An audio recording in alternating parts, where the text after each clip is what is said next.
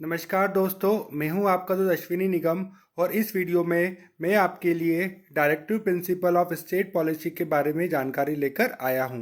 Directive principle of state policy को हम नीति निर्देशक तत्व भी कहते हैं। यह भारतीय संविधान के अध्याय 4 में दिए गए हैं, जिसे हम आर्टिकल 36 से लेकर 51 तक कह सकते हैं। अतः directive principle of state policy को संविधान के आर्टिकल 37 से लेकर 51 तक समझा जा सकता है।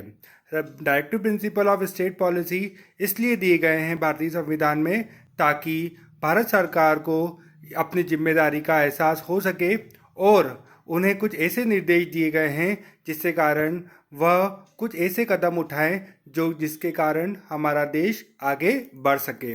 तो अब ये जो डायरेक्टिव प्रिंसिपल हैं ये कौन कौन से हैं, इसके बारे में हम जानकारी लेते हैं। सबसे पहला आता है सामाजिक व्यवस्था का निर्माण करना।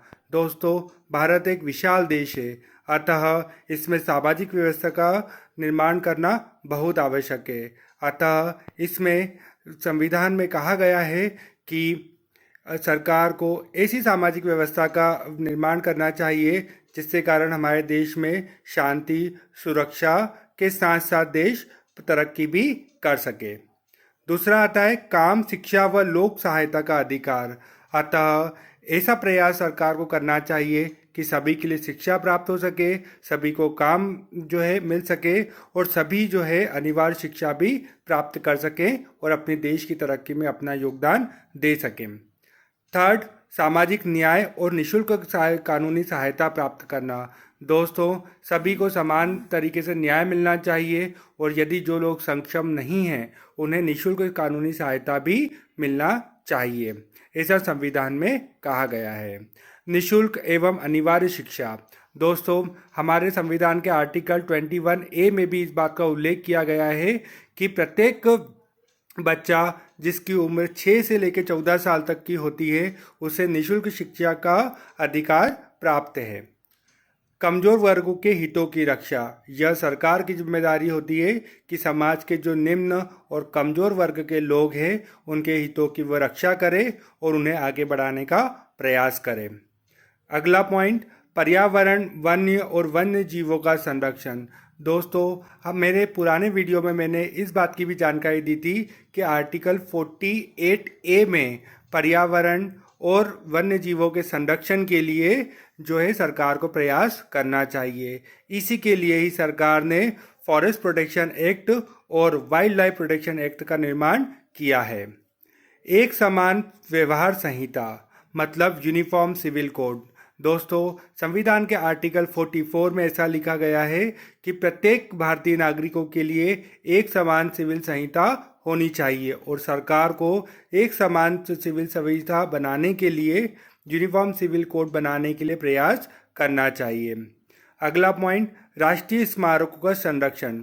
दोस्तों, भारत एक बहुत बड़ी बायोडाइवर्सिटी के साथ साथ हमारे देश में बहुत ही पुरानी इमारतें भी मौजूद हैं और उन स्मारकों का संरक्षण करना राज्य सरकार की जिम्मेदारी होती है, ऐसा हमारे संविधान में कहा गया है। न्यायपालिका का संरक्षण। दोस्तों, जैसा कि आप लोग जानते हैं हमारे देश में स्वतंत्र न्यायपालिका की व्यवस्था की गई है और इसे स्वतंत्र बनाए रखने में राज्य सरकार का भी यह कर्तव्य होता है कि वह न्यायपालिका को संरक्षण प्रदान करे। अगला पॉइंट है राष्ट्रीय और अंतर्राष्ट्रीय सुरक्षा का ध्यान रखना। दोस्तों, यह भारत सरकार का कर्तव्य होता है कि वह देश में शांति बनाए रखें और अंतर्राष्ट्रीय स्तर पर भी भारत की सुरक्षा करती रहे। नेक्स्ट पॉइंट है लोक स्वास्थ्य में सुधार। दोस्तों, जैसा कि अभी कोरोना पैंडेमिक चल रहा है और पूरा देश ही इस समस्या से जूझ रहा है, तो यह राज्य सरकार और देश की सरकार का ऐसा कर्तव्य होता है कि वह प्रत्येक भारतीय नागरिकों के स्वास्थ्य की सुरक्षा करे और उन्हें स्वास्थ्य सुविधाएं प्रोवाइड कराएं। ऐसा हमारे संविधान के directive principle of state policy में लिखा गया है। अगला पॉइंट है ग्राम पंचायतों का गठन। दोस्तों, जैसा कि हम जानते हैं भारतीय संविधान के 3 टियर्स हैं, जिसे हम लोग एग्जीक्यूटिव, लेजिस्लेटिव और जुडिशरी के साथ साथ हम लोग जो है एक और पार्ट में डिवाइड करते हैं, जिसे कि हम लोग बोलते हैं केंद्र सरकार, राज्य सरकार और जो है लोकल गवर्नमेंट। अब लोकल गवर्नमेंट में भी अगर हम लोग बात करें तो पंचायती राज्य व्यवस्था की जो है स्थापना की गई थी राजीव गांधी सरकार के द्वारा 1992 में।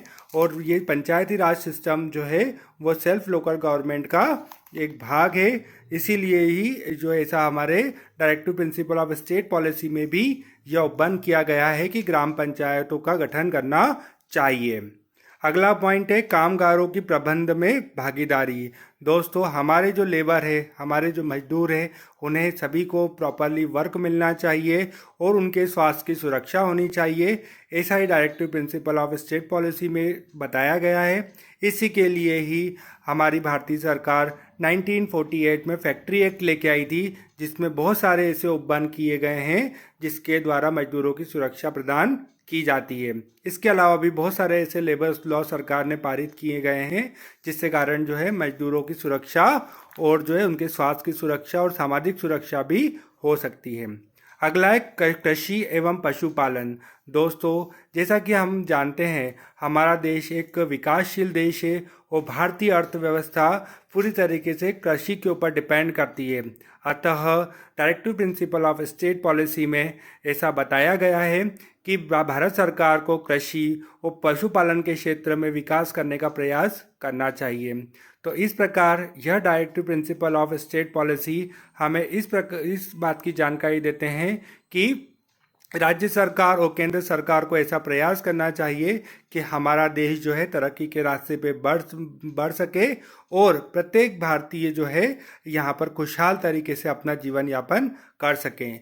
यह नीति निर्देशक तत्वों को किसी कोर्ट में जो है वो चैलेंज नहीं किया जा सकता है। यह सिर्फ ऐसे डायरेक्टिव प्रिंसिपल हैं जिन्हें कि सरकार को पालन करने का प्रयास करना चाहिए।